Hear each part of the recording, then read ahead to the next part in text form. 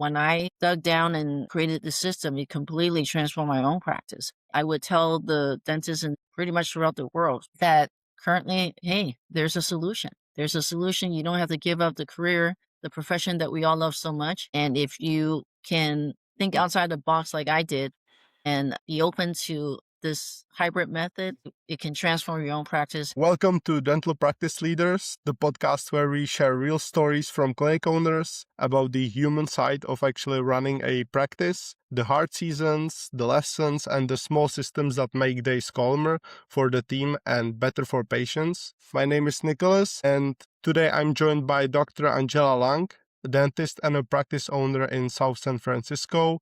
Dr. Leung, thanks for being here. Thank you for inviting me. To start this simple, what's the quick story of how you got into dentistry? Well, we were trying to pick a profession that would work with the lifestyle that I would like to work in, and dentistry was a good fit. Back in the late 80s when we were in dental school, I think root canal was probably the hottest specialty, which I really have a knack for. So I just applied and got accepted. Next year, I went from dental school to specialty training, and then I came out pretty much practicing as a full-time endodontist. Now, over the years, the dentistry has changed and evolved. Implants became really huge in the early 2000s. So I was certainly one of the first early adopters as an endodontist getting into implant dentistry. So fascinating in terms of how implants work. I combined that into my practice. Our practice has evolved from a full-time endo practice to a full-time endo implant practice. Obviously, we work a lot with general dentists. I created a study club and I taught them how to restore dental implants because, of course, that's a whole different profession. And the procedures, everything is very different from general dentistry. There's such high demand, and as the world has changed, full arch implants became really one of the mainstreams. And at this time, my practice is really like a full service implant practice. It encumbers a majority of the practice will be full arch, but there are plenty of patients that they don't need full arch. They just need maybe a couple of implants here and there. So the practice have morphed into now a full-time or full service practice, but the emphasis is obviously on dental implants as well as still endodontics, as that's my original specialty. So right now, 33 years later, we're still going at it and going strong. Yeah, that's what I've noticed, that you are able to combine endodontics and implants, which I would say is pretty unusual since most clinics are either focused on saving the teeth or actually placing the implants, and you do both. I would like to touch up more on one of your biggest accomplishments, and that's the remote dental VAs. Could you say more about that? Yeah, absolutely. Well, in healthcare, but I will speak only on dentistry. This is where I live. In the dental practices in the US, I think a lot of us have issues with staffing. In fact, I think it's more like an epidemic in the US. It's tough because the staff demand higher and higher wages, but they really don't have the skill sets to really substantiate what they're asking for. And so most of the dental practices that I know throughout the country really have problems getting good staff members that are knowledgeable. And thus the staff turnover becomes very high. And it creates a lot of stress for the practice, not only obviously on the revenue stream, but in terms of just the stress level that we dentists go through. Most dental offices are small. We have a small staff members. So when the turnover is high, that really affects the bottom line directly. So I'm no exception. I was in the same category as other dentists. I was determined to find a solution because I was experiencing the same stress level, the same chaos as everybody else. I have some knowledge, of course, on software and hardware, and I just put this system together where I'm using remote assistants that they can remote in from wherever they are, whether they're from home or they're from anywhere in the world, really.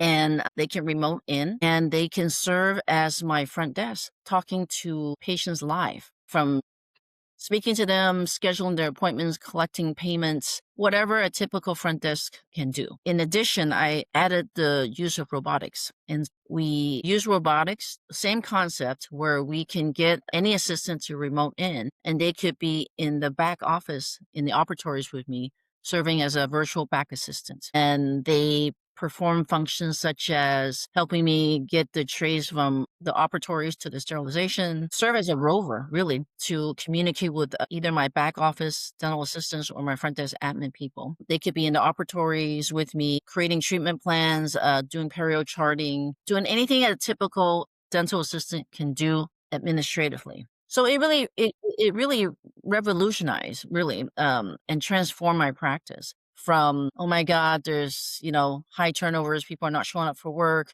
to now I have no stress. Okay. I have a dependable staff. The office pretty much runs automatically. And because of staffing, because of technology, because of the use of robotics and software. So it really made a difference when my referral base saw what I'm doing. Everybody's just like completely fascinated by it. So what I end up doing is just help them out to really set up the office the way I'm running it. It's been such a exciting ride. It is very rewarding because you're doing good for the profession, but most importantly, we're solving the problem that all of us private practices have. So our goal now is really to transform all the US dental practices, hopefully to creating this type of a hybrid setup that I have created for myself. And it's been a lot of fun throughout the whole journey. What was the moment when you just said that you're not just going to hire another staff and run into the same issue? Well, I think there's only so much a professional can take. You're really running a small business and you have a lot of responsibilities to patients. So staffing and their role and their expertise become really critical. And when you have staff members that come in without the skill sets and really not even committed to their own profession in terms of their responsibilities, at some point it's like, what's the point of going through this revolving door? So that mechanism, it doesn't work anymore. All it does is a revolving door, and it gives me nothing but stress, and it just sucks up my time and energy. I wanted to develop a system that is automatic, predictable, lower the cost, using state-of-the-art technology, and most importantly, really just reducing the stress and enhancing the quality of life and give the freedom and control back to the dentists on their own practice. I'm very curious about the qualification process. How do you become a remote VA? Could I apply?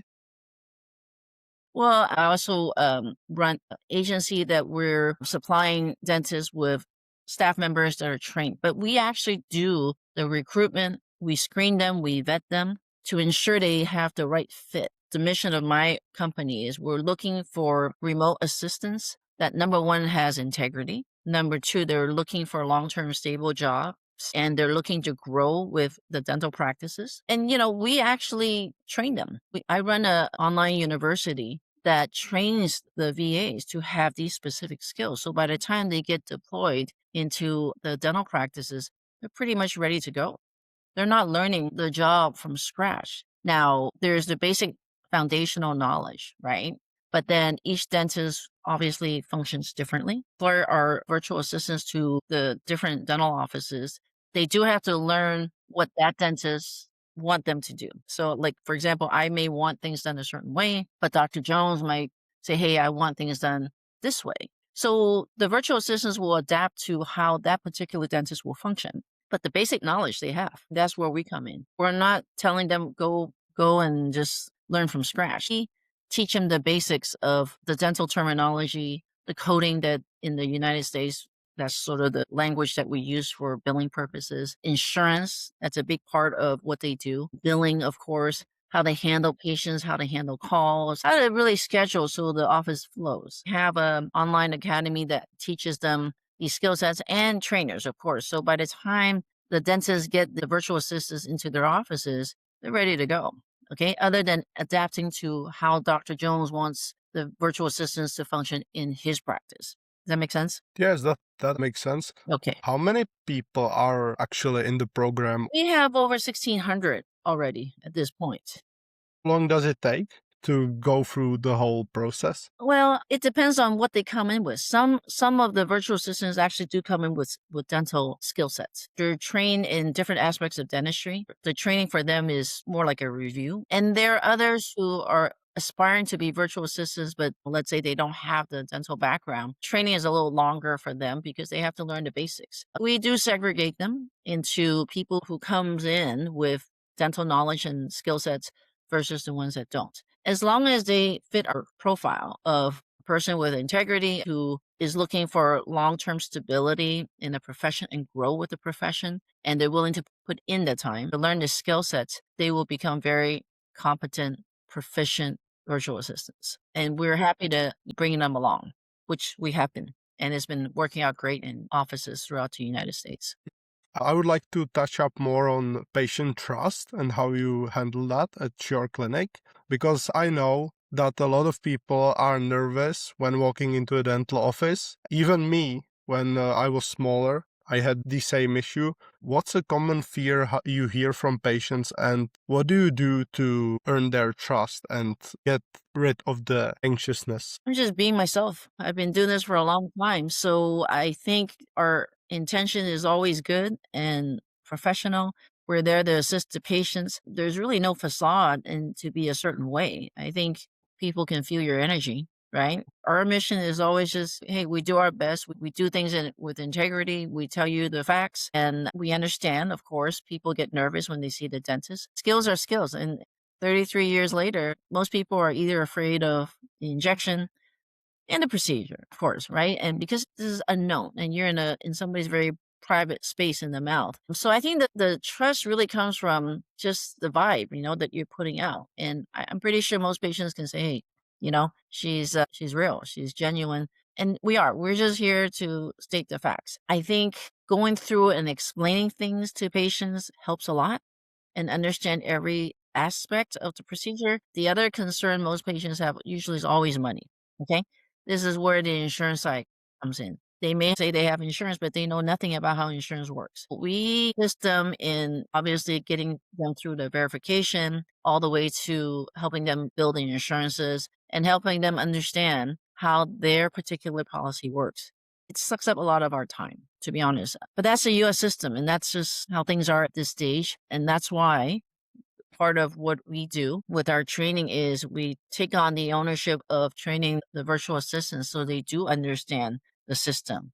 So coming in with the skill sets obviously makes life a lot easier in your daily flow of the practice for the dentist. So you would say that being authentic really helps. Absolutely. I know that you combine endodontics and implants. Is there any practice management lesson that you learn from running these two workflows under one roof? No, it's pretty straightforward. Doesn't matter whether you do endo or implants or general dentistry. The software pretty much it encompasses every procedure that you do in dentistry. So that's not a big deal at all. Pretty easy. About your remote VAs, do they cover after hours, or is that just during the operational hours of the clinic? Well, during the operational hours at this point, but after hours, we use AI as part of our technology to capture patients that are after hours. I would like to wrap this up with final advice for dental leaders listening who want to grow without losing their self. From my own experience, most of us dentists are in a isolated environment, either solo doctors, sometimes you have an associate or not. You have a small staff members. Really, we have small staff in comparison to most other industries. So our staff really can make or break us. And with the existing issues about the wanting higher wages, yet not having the skill sets and not having any kind of commitment to the practice. And with that constant turnover, it becomes a major stress to the practice and to the dentist to the point that it drives a lot of older dentists into retirement because they just don't want to deal with this anymore. And there were no solutions. I was in the same situation with everybody else. So when I dug down and kind of created the system, it completely transformed my own practice. And I would tell the dentists in the US, not just the US, pretty much throughout the world, my expertise is in the US, of course, that currently, hey, there's a solution. There's a solution. You don't have to give up the career, the profession that we all love so much. And if you can think outside the box like I did, it can transform your own practice.